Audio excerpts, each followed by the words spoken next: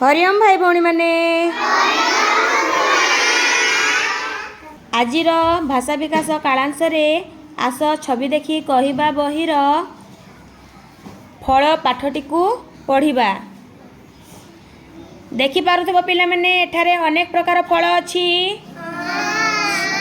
ताहेले एबे गुरुमा गोटे गोटे वाक्य रे कहिबे, तापरे गुरुमा को पछरे समस्ते कहिबो। बुझिलो? देखो चित्र रे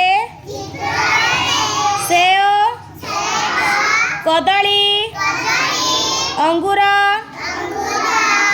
आंब ओ नडिया फल अछि। भाई गोटे सेव फल हातर धरी खाउछंती। गोटे थालिया रे सेव, कदली, अंगूर, पिजुली ओ कमला फल रखा जाइछि। माँ पूजा थाली धरी पूजा करबा पई जाउछंती। पूजा थाली रे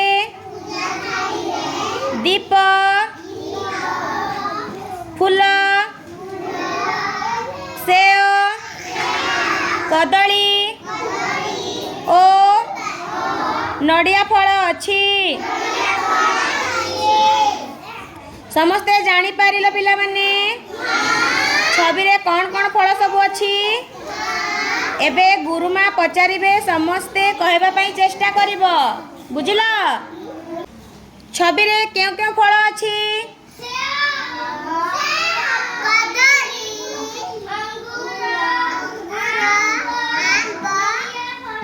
वेरी गुड।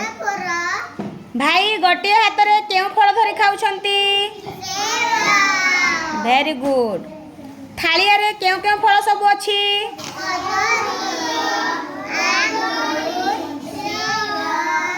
पिजुली, कमला। Very good. माँ पूजा थाली धरी कुआडे जाउछंती? पूजा करिया पई। पूजा थाली रे कौन कौन सब अछि? फूल, नडिया, कदली आउ सेव फल।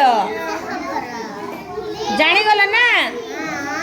एही परी सब वाक्य को सुनिबा, मने रखिबा आउ धीरे धीरे कहबा पई चेष्टा करिबा।